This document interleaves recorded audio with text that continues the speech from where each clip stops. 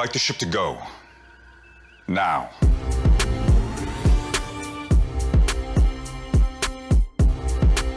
Hello and welcome. Welcome to Discussing Trek After Dark. Cowpool, how you doing, man?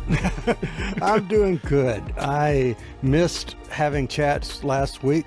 We didn't do any type of recording last week, and I'm glad to be back and glad, as always, to talk with you guys. So, ready to get into it. Yes, sir, indeed. And Reinhardt, it's been a minute, man. It's been a minute since you've been here. How you doing, man? Chilling. I see you're in new digs. Moved and moving, and electric company charging you $50 to reconnect, even though you're already connected. But capitalism. The joys of moving is what you're saying. It's kind of yes. Right? Oh, yes. It was joyous. My back can tell you all about it. Oh, and that's just called age. Well, that's true, too. Well, guys, I would like to start off by asking you, what have you guys been into?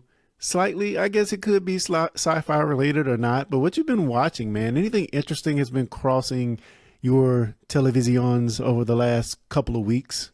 Well, let me amend what I just said just a little bit. Whenever I say that's because of age, I'm feeling that myself. I was in no way, Reinhardt, saying that it was because of your age.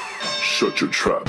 I'm just agreeing with you there. But yeah, that question still stands. What have you guys been into sci-fi related in the television sphere? Well, I actually have something, and it's technically not Star Trek. And actually, it isn't Star Trek, but it came from San Diego Comic-Con, and I would love to know what you guys think about. It's not Deadpool, but it is Marvel related. Doctor Doom is in the house.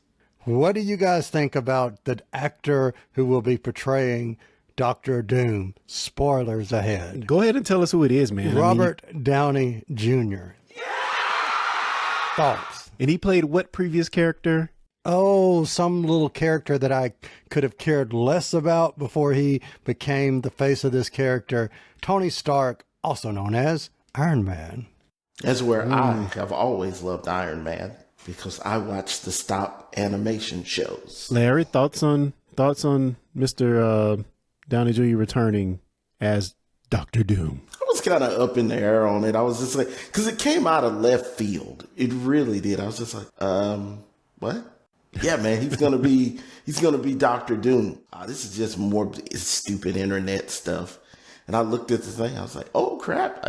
Okay, well, he is. It's weird to me. Knowing some of the backstory, very little of the backstory, mind you, of some of the comic stuff, I think it could be interesting. I'm very surprised to see that actor come back after he's been so adamant that he's done with the role. But that being said, I think it could be fun and interesting. I don't know. What are your thoughts, Kyle? You're the comic book aficionado here. I don't think he's returning as Tony Stark.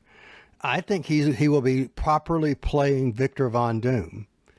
And it's not like Marvel doesn't have precedent for recasting actors in one Marvel role and another Marvel role. Case in point, we saw Michael B. Jordan as Johnny Storm. Then we had Michael B. Jordan as Killmonger. You had different universes, man. Different universes. Hey, but it could be. Who's to say that Doom isn't from the same universe as Fantastic Four, which is already established as the Fantastic Four is going to be in a not 616 Prime Marvel universe? I don't know. In my opinion, I think they have to 1,000% tie him into the Tony Stark we know in some way. Maybe not the same person, definitely not the same person, but they have to make the linkage somehow. I don't think they can just say he's back as a totally different actor with no connection to the Tony Stark we know from before. I think that would be a misstep.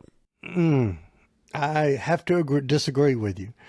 And the only reason I have to disagree with you is I don't want my Doom tied to Tony in any way. I don't want him to be dependent, because to me, Doom is one of the most awesome villains ever. So I love Doctor Doom. I actually empathize with Doctor Doom because I don't see him as an up and up villain. You know, not to the hero level that I see Magneto, because I do see him as a villain, but I don't want him to be a variant of Tony Stark. I want him to be Victor Von Doom proper. Yeah, honestly, for me at this point, all this multiverse stuff is just leaves me confused. There's a lot of room. There's so much stuff to play with there because the comic books, I mean, some of the stuff you'd be shocked if you read the comics. You'd be shocked. They tone it down because the comics go to the absurd at times. But Victor Von Doom, I asked Kyle this. Kyle, did you ever read Doom 2099? Oh, absolutely, yes. Was that not cool? Because out of all the 2099 characters, he was the only original. Everybody else was a new version of a previous character.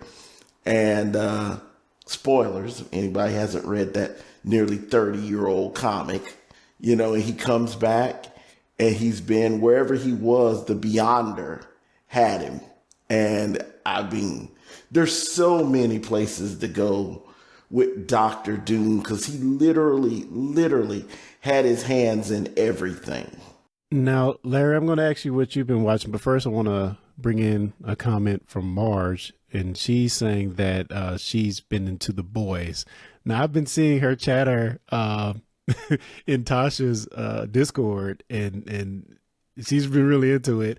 Personally, I would like to finish The Boys. I've only watched the first season in its the first two seasons in its entirety. I kind of just fell off after that, and maybe it was a little bit of it being so graphic, but I do think the storylines were interesting. Actually, my girlfriend started watching Gen V, and I kind of watched some of that too, and that was interesting as well. So maybe I need to jump back on The Boys bandwagon. Have you guys seen The Boys? I am caught up all but the last 2 episodes of this season. I've seen them all, and to be honest with you, I kind of speed ran them. I probably need to watch them again. There's 2 shows this year that I love. I absolutely adore. House of the Dragon and The Boys. Adore those shows. I'm going to be totally honest. I don't know what happens to you. Sometimes you just lose interest in things for no apparent reason. I was not overjoyed about The Boys this year. I didn't think the show was bad. I was just disinterested. Same thing with House of the Dragon. You know, I paid to up that ridiculous subscription, and I barely watched it. Like, I was going back and watching them. And you guys know I wanted to do a stream on it at one point. Man, I absolutely love House of the Dragon. Me too. To me, it's like it's the best season to me of this show was this season. Although the last episode felt meandering along, sort of like the end of Lord of the Rings. but that being said, I love this season to pieces, man. Just dragon on dragon action. Well, you know, we've got 4 seasons. They've established that there's only going to be a 4-season run, and there's a finite story. So even though I agree with you, Clarence, the finale felt like just kind of, like you were waiting for something and it didn't quite happen. But it did set up, I think its purpose was to set up season 3, not have a big finale, because you don't have an expansive story. You've got the Dance of the Dragons, and that's it. Yep. Yeah. And see, I'm not saying the show was bad. I'm saying I was disinterested. The show was fine, but I just was like, oh, it's on tonight, and then I didn't watch it, and I watched it 3 nights later. It's like, why am I not into this more like I was? Well, for me, it's been hard for me to stay with shows because they'd go away and you never know when they're coming back. I think we had the benefit from the Star Trek stuff because we're so ingrained into it, and even the Doctor Who stuff. We kind of know when it's coming. But when a season ends of something that I'm liking, and then it's over a year and I haven't heard anything, I'm probably going to lose interest. For me, just like the Lord of the Rings, I think it's coming out this month, but I kind of forgot about that show after it went away the first season. So I'll give you a perfect example, Clarence, of what you just said. Stranger Things. I didn't watch the last season. I didn't either. I love that show so much. I got a great example too. My show that I am going to watch, I guarantee you I'm going to be glued to this one. Severance, which is about to come back. And Severance, I told you guys if I had to rate every Star Trek show, every Doctor Who show, and everything I love, Severance would still be a better show, pound for pound, than any show that's been on. You're gonna start a fight on this stream, bro. Hey, you know I'm loving. Hey, bro, I've been here I'm the old school Trekkie, but I gotta give credit where credit is due, man. That show is amazing, and I hope, pray, don't mess up. Don't mess up. Oh well, if I would have to bring this up, the new Star Wars show, and I forgot the name of it already. The one that's the Amblin Skeleton throwback. Crew. Yeah, Skeleton Crew. Yeah. Oh my God, that trailer looks amazing. Honestly, Acolyte the fighting was great. The show was trash. I mean, I know people like that. I hate to say it was trash. I think it got canceled, by the way. There's not going to be a season 2. I saw a headline. Oh, really? But you know, the all stores don't need, like they keep talking about Andor season 2. Why does Andor need really a season 2? Oh, Andor is amazing. Yes, it does. It's need a great 2. show.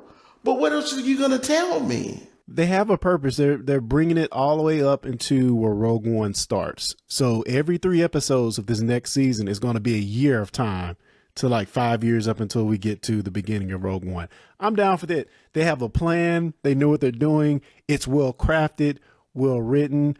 I don't have a problem with them doing that with Andor. Not at all. Not in the least. I'm ready for it. They're doing a season 2 and I'm doing, what don't I know? I already know how this is going to go.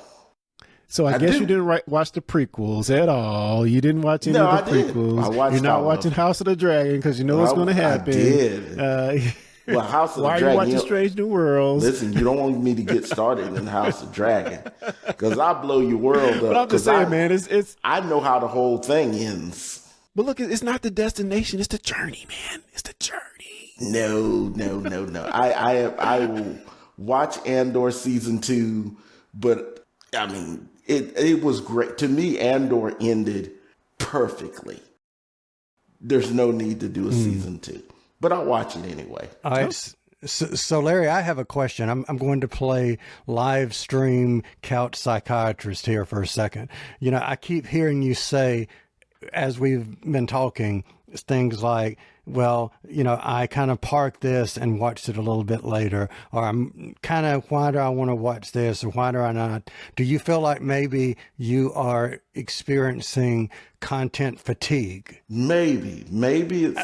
I mean, seriously. I mean, I'm really not trying to be funny, because I will tell you, there will be times where I will watch so much of one genre of TV show that I'm like, I don't want to see that anymore. So that's where I'm coming from, of the content fatigue, that you've been so ingrained in sci-fi, because you talk about Severance. It has a sci-fi element, but it's more of a psychological than a sci-fi. Severance has a lot of stuff that's I don't even know how you would describe it. It's out there. Severance is very self-contained. I would say it's a psychological Black Mirror-ish kind of thing. It is. I was going to say Black Mirror. Well, that means I'm gonna love it then. Would it be too much of a spoiler, Larry, for me to say just the general premise? I don't think the premise is a spoiler. Okay, so the general premise is you go to work, and what happens if you just only go to work and you only are at home? Yeah, you don't remember what happens in work. You don't. Yeah. When you're at work, you don't remember what happens. Exactly. Yeah. And the first thing people say, how would you like to get that paycheck every week in the mail, but you didn't have to deal with any other crap that went on to get that paycheck? Wouldn't that be awesome? But if I never had to know how bad the crap was, I guess. Right. But then there's the other side of it, and I'll leave it at that. You're just a workaholic. You're a drone. Hey, I got to pick up Wig Grace's comment because he had me cracking up earlier. He said, all 4 seasons of Enterprise, I knew there was going to be a Federation. Yep. It was a long road, but they finally got there. They finally got there, man. If you could go back and watch one sci-fi series that you've watched in the past, and you know, it could be a season of Star Trek, but is there something that's burning that you want to go back and watch that you just haven't had time to, that you know you love? And I'll start with you, Reinhardt. That is a good question. There are so many. And I won't even give you an easy. I won't do Star Trek or anything because that's too easy. Or Doctor Who. There's a show called Threshold that I would love to rewatch. It has Brett Spiner, of course, you know, that's one. And then Peter Dinklage, pre-Game of Thrones, is in it. And it is an amazing show. It lasted one season. Kenneth and Braga was actually the head of that show. I would watch that all the way through. I know it would look a little dated, but I would go back and watch that if I could find it. It's to rent or buy on Amazon. So I didn't know what you were talking about, so I looked it up. A team of experts are assembled after the U.S. Navy discovers an extraterrestrial object briefly appeared near a ship in the Atlantic Ocean. Yeah, it sounds interesting. Got some great stars in it. So yeah, I'm at to put that on my bucket list, man. It sounds pretty good. Kyle, what about you, man? You have anything? If I wanted to go down the road of camp, I would say V, the original miniseries, and V, the Final Battle, V, the series from the 80s. That's really, really camp. But something that I've really been thinking about lately, this person came into my viewing sphere recently. I wouldn't mind going back and seeing Alias. And I know that's not really sci-fi, but it did have some out there gadget era, you know, and plot twist and all that. I really enjoyed Alias as I was watching it. Jennifer Garner and all the rest that was on there. I really, really enjoyed that. So I wouldn't mind seeing that again. Yeah, good show. Underrated show, man. I don't know if I was getting the DVDs, but I watched it all the way through when I first got Netflix. I don't know if it was the DVDs or actually streaming. It was DVDs for me on Netflix. Man, but I love that show. I kind of fell in love with Jennifer Gardner from that show. but yeah, man, that's such a great one. I just love the fact that they would completely pivot just out of left field, and it would become completely something else. And I just thought that was awesome. And that was a J.J. Abrams joint, I believe. Yep. And when Grace mentions Farscape, I've only seen Farscape through once, but man, I love that stupid show, man. I can't even remember much about it. I just know the Henson Company was involved. Yeah, puppets everywhere. The costumes were out there. Yeah, that was a really fun and interesting and quirky science fiction show. We get the advantage, if you're a Stargate fan, you get the advantage of seeing Ben Browder and Claudia Black move over to Stargate. Yeah. Oh man, that was just catnip to me, man. Catnip for I just love that so much. And that's another thing I wouldn't mind seeing is the Stargates again. I don't know if I can make it through SG1 again. That's 10 seasons strong. So I don't know if I can make it through that, but I would definitely love to see them again. And let me add that, Sliders. I adore Sliders. I can never remember any of the episodes, but it's the first true, I guess, multiverse type. You know, they're going from world to world. I freaking adored that show, man. I loved it so much. So I think that would be my series to go back and watch. Coming from the man who says he hates multiverses. Hey, man, they did it so well. That's why I can't accept anything that's less. And this was another one I know for a fact I got every DVD on Netflix in the mail to watch this because it wasn't streaming at the time. But I love that show, man. I would not go back and watch Farscape because Why? I have watched Farscape 50,000 times. I used to fall asleep with Farscape on every single night when we first started doing streaming. Because it's just one of the greatest shows that ever existed. Some great ideas in that show, man. Seriously. I don't think we're going to go for a whole lot longer, but I did want to comb the pages of Reddit and pull up some Star Trek questions, and maybe we'll give our thoughts. Okay. See what we think about it. Federation credits. Now, Larry, I'm going to go to you with this one because I know you play Star Trek Online. Mm-hmm. So are Federation credits a thing? Like, we know this is it's supposed to be utopian society, but money is used in Star Trek. I mean, we get the gold press platinum thing a lot. What are your thoughts on the use of money in Star Trek? And is there actually any concrete science behind money in Star Trek, or we just mention it because we have to? Because we're on DS9, we have to start mentioning money more. Is that kind of where we're at with money in Star Trek? Okay, this is gonna be a long one. I'm gonna tell you. I'm gonna try to break it down as much as I can. Stuck a nerve. Okay, you have no idea how this took on a life of itself. Maybe you do. People have been debating this for 30 some years. There are people who have done whole YouTube documentaries on the economics of Star Trek and how do they do things without credits. And they said, well, when they got to pay an alien race, what do they pay them with? And I just gotta say, it's a plot point. It was just like a one line in a, that's all.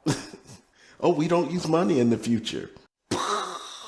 Yeah, I think it's an amazing idea, but to figure out how an actual socialism economy kind of thing, how that would actually work, with people not just wanting to, sit on the couch all day and do nothing. I think we kind of get that the drive to do things is more for enlightenment is the kind of what we get, but everybody doesn't have the best jobs in Star Trek. So, Cal, any thoughts? That makes my head hurt. I mean, I was sitting here thinking, okay, European Union, how can I come up with something snarky to say about Earth wanting to do Earthics instead of Brexit? But I don't know. That makes my head hurt. I don't like economics. It's numbers. Federation economy works like South Park. How does the economy work in South Park? I don't know. Probably doesn't. Step 1, collect underpants. Step 2, ? Step 3, profit. I remember that episode. I will tell you this though. It kind of works like you remember the shows and stuff. They come on like Friends. There's a whole thing about Friends, about how nobody on Friends other than Ross makes enough money to afford where they live in New York. What's his name says, look at this person's apartment. Okay, this person works part-time. How do they afford an apartment in New York doing what they do for a living? There's a whole subreddit because on that. Mama and Daddy is paying for all their stuff. Well, I mean, and it's not real, but yeah. So I'm gonna give a spoiler for what I want to talk about next week, and I want to have Win Grace on for it, and we want to talk about beta canon, and not just. Well, I don't know if is everything not TV or movie considered beta canon, or is beta canon just books? Beta canon is anything that's not officially put out by Paramount, or if you wanted to go back, put out by Lucasfilms or whoever. Beta canon is anything that's not directly in line put out by Paramount. So if there's a book that says Kirk, who's older, him or his brother, we don't know because it's different in tons of books. So I see it this way, and I could be wrong. I see beta canon as being official up until the point the higher media overrides it. Because, I'm kind of going into our conversation for next week, but we're going to have Win Grace on because he's into the comics and the books and all this stuff. So we would love to have him on to talk about this. But yeah, I've been really pissed off by some Discovery books that I've read and I've loved. I'm like, oh, this is the most amazing thing ever. And then like the next season of the show comes out and they totally wipe all that away or kind of do the same thing in a sense, but worse. So that's kind of where I am with beta canon. And then there's things like some games as well that I thought were excellent storylines. You can't tell me that stuff didn't really happen because, it's just giving us a window, like most books, giving us a window into something that we didn't have the opportunity to see on the show. So I don't know. I think it'll be an interesting discussion. So we'll Multiverse. Oh, we already have. Seriously, I mean that right there explains it in your head canon, not your beta canon, your head canon. Multiverse. Okay, Cal, is Multiverse in any franchise, in any IP, is it a good thing? I know we kind of had people almost tearing down the house when it was mentioned for Doctor Who, but multiverse, everything. How you feeling about that, man? All I know is whenever it comes to multiverses, they can lead to one inevitable thing. You know what that is? Do tell, sir. Madness. Of course, if you're a Doctor Strange, but anyway. Cha-ching. Thank you. 2 people got that. Thank you. And I was one of them, but it made me happy. So No, anyway. I got it, sir. I got it. Thoughts, Larry? Multiverse? Do we need this in our sci-fi? Is just inevitable with all the different media coming out. Everybody's doing it from Star Trek to the Turtles. Thoughts? I mean, you already have it. It's just like, to me, some people just call it different things. Like Doctor Who has been to different realities, like spoiler, but when he dropped Rose and Jackie and Pete off, that was Earth, but it was another Earth, not the main Earth. Multiverse, same thing. They're just not calling it a multiverse. That's fair enough. In Star Trek, we had the Kelvin universe to kind of make a makeshift reason to reboot characters. Do you think we should go further in that direction? Should we go in the Kelvin TNG era? Should we, if we don't do that, should we stay in the same Prime universe and just but right up against TOS and go into that era with new shows? What are your thoughts on that? Should we do new stuff in Kelvin? Don't overwrite stuff in the Prime universe. What are your thoughts on that, sir? It's hard to say. Because the Kelvin verse was a genius stroke for J.J. Abrams, Alex Kurtzman, and Rick Orson. It was a genius stroke to say, okay, calm down. Let me hug you. We're not messing with Star Trek. This is going to be an offshoot. Okay. But I think you can only go so far with that. Like, I would love to see the Kelvin verse. Like, to see, like, hey, how about this? What if you did a Next Generation in the Kelvin verse with all new actors? Because you could, because it would be different. And they would be in the Kelvin verse. So they're not touching TNG. I don't like that idea, but it's one I saw out there. But why couldn't you, on the same vein, stay in the Prime universe and create, I mean, there was DS9. What about DS8? What about DS10? Each of those places at a different time. DS1, or the very first deep space platform of how it got started. Why couldn't you have that? And not do nods just because you're doing another DS9. We've had Picard, we've had the fan service, we've had, those nods. Don't depend on having characters from DS9 show up if you did a DS1. Don't try to keep time. Just let the characters be themselves, because guess what? In 1987, excuse me, no one had ever heard of Picard, Geordi, etc., and so forth. They're icons today. Why not create icons for tomorrow? I've been saying that for years, because here's the thing. It's not that I don't love you. I love all the new stuff, some more than others. But I've been saying, give me completely new Star Trek, which Discovery could have been. They could have completely got rid of her being related to Spock or Sarek or anybody, and put that show, they should have. That show 40, 50, 100 years in the future, away from Next Generation. It's unexplored time, and have that crew. They are in the Federation. They are part of Starfleet. That's it. They are not the children, grandchildren of any other characters we know, which is what Next Generation did. And that was a very brave thing to do. Yeah, I think there's a fear of getting too far away from the TNG era.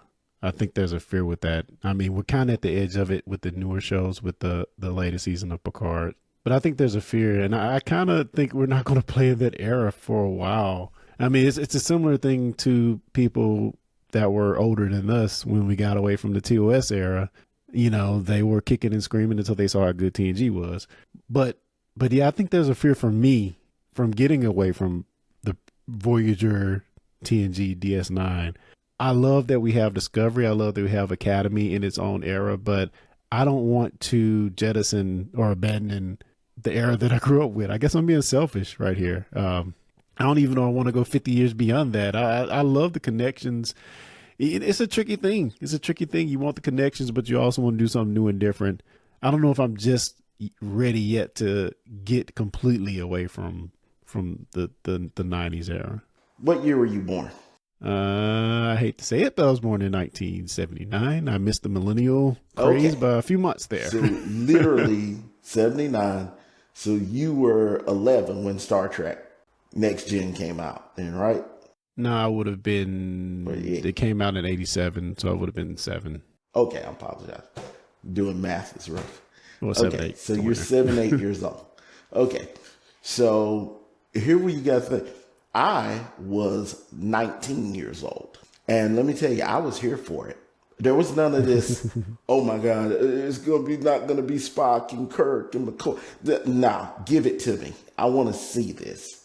And when I saw the ship in the first preview, I was all for it. And so I was never a next generation. They didn't have to win me over. I was already ready for that. But there were a lot of people. I had people in Starfleet, the fan club I was in. There were some people who were just like, no, not going to watch it. Not going to watch People it. are saying about Discovery now. No, I'll never watch it. It's like, nope, nope, it's dumb. They got a ball captain. Nope, not going to watch it. And you know what? Most of them ended up watching it and loving it. I don't know of many who did not eventually watch TNG and fall in love with it. So maybe we fall in love again. Yeah, there's a reason it stuck around, man, for sure. And you know what's really interesting is hearing you say that. And while you're saying that, Larry, I'm thinking about all these people in the last few months that disheartened me, seeing Doctor Who fans saying, I don't like this about Doctor Who this season, and this isn't my Doctor Who, and et cetera, and so forth and so on. In other words, the naysayers are always going to say it, whether it's in a fan group in the 70s or it's a Facebook group in, in the 80s, or it's the Facebook group in the 2020 whatevers. You're always going to have those that are going to be saying blah, blah, blah, meh, meh, meh. Well, You guys, I wasn't able to be with you guys because I was moving when you guys were doing the rest of Prodigy. But I was so thrilled to see Wesley Crusher because I always loved that character. And when we talk about now how people get stuff out there, Will Wheaton does not deserve a lot of the crap that he got back then. I mean, it was ugly. So when we see stuff going on today online in the Discord, it's been around. It's just these people can find each other now because people were not particularly nice to Will Wheaton at all. Yeah. Yeah, and it's particularly sad when you see, what he was going through personally as well. So, yeah, that's a particular sad thing to I got this know. character. It's awesome. I'm so pumped. When I go to conventions, some people hate my character. But I'm not Wesley. I'm Will. They kind of did it to themselves. Shut up, Wesley. But it literally, I wrote this in a thing about being at a con one time, and the lady who was there actually stood up for Will Wheaton.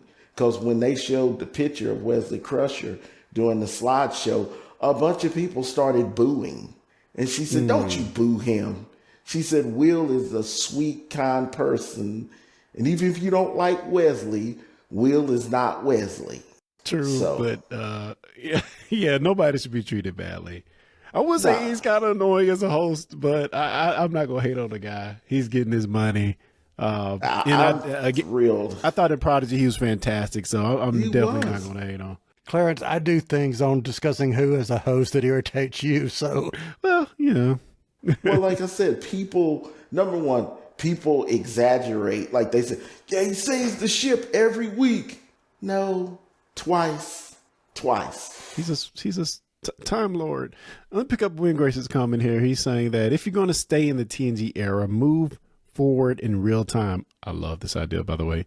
But also have another show doing something very different. Yes, just keep it in real time. As I get older, the show gets older with me. I'm down for that. Love that. Yeah, but idea. then we're gonna always want to bring in Picard or Riker or Dude, Picard is 83 years old. I don't think we kind of Patrick we Stewart. kind of did that in even when we had I guess we're gonna call it the Berman verse or whatever. But when we had TNG and we had DS9 and we had Voyager even still found a way to bring in people from TNG, with the help of Q. Yeah, Q, but it was very seldom. Very seldom. Yeah, then when we got toward the end there, I love that they were communicating back home. I thought that was great. I love Voyager, man. Don't get me started. Yeah, I do too. I don't know what's wrong with people. I know one guy who I love his content on YouTube, but he hates Voyager. Hates it. Who was it? It was a friend of the show mentioned that they started watching Voyager. It is so depressing. I'm trying to remember who it was. Like, get through the first season. It's they're kind of stranded out there on their own. They need some, we have to be their morale but it gets good. It gets so good. I went back and looked one time at The Caretaker a few years ago. Oh, it's bad. It's very slow. It's a slow episode, man. Yeah. It's pretty, but it gets better. It gets better. Oh, yeah. All right, guys, I think we're going to kind of wrap it up there. We've been going for about 60 minutes here. Anything else you want to plug or talk about before we kind of get out of here? No, really don't. Just glad to be back with you guys talking. It's so much fun, and I truly missed it. And sorry I wasn't able to break down the rest of Prodigy because, God, I really love that show. So good, man.